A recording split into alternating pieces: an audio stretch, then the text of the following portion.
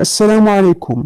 بعد نحو شهرين أصدرت لجنة الانضباط التابعة للاتحاد الإفريقي لكرة القدم الكاف السبت قراراتها بشأن ما حدث ببطولة أفريقيا للمحليين شان 2023 التي نظمتها الجزائر بين يناير وفبراير الماضيين وغاب عنها المنتخب المغربي.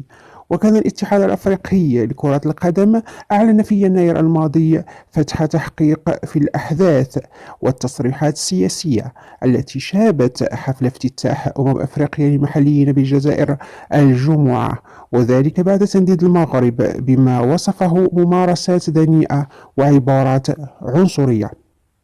وقال كاف في بيان نشره على موقع الإلكتروني وقتها إنه سيقوم بالتحقيق والنظر في البيانات والتصريحات السياسية في حفل شان الجزائر 2023 وتقييم ما إذا كان هناك امتثال للوائح وأنظمة الاتحادين الإفريقي والدولي لكرة القدم. كما قامت لجنة الانضباط بالنظر في قرار المنتخب المغربي بالغياب عن المشاركة في البطولة في اللحظات الأخيرة. وحسب بيان الاتحاد الإفريقي الذي صدر السبت فقد خلصت اللجنة إلى أن منتخب المغرب لم يتمكن من السفر والمشاركة في الشان بسبب ملابسات خارجة تماما عن إرادته، وبالتالي فإنه لن تفرض أي عقوبة من أي نوع على الجامعة الملكية المغربية.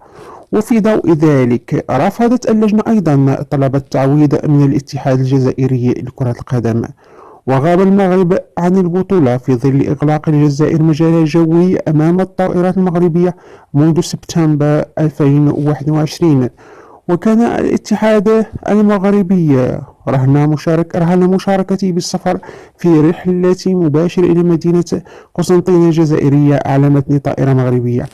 وتضمن حفل الافتتاح الذي احتضنته ملعب نيلسون مانديلا في العاصمة الجزائر إلقاء حفيده خطابات تحدث فيها عن نزاع الصحراء المغربية، وهو النزاع الذي يسمم العلاقات بين المغرب والجزائر منذ عقود، إذ قال: دعونا لا ننسى آخر مستعمرة في إفريقيا الصحراء لنقاتل من أجل تحريرها.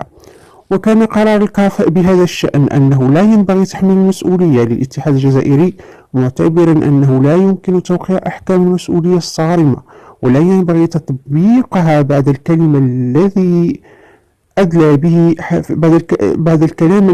به حفيد مانديلا.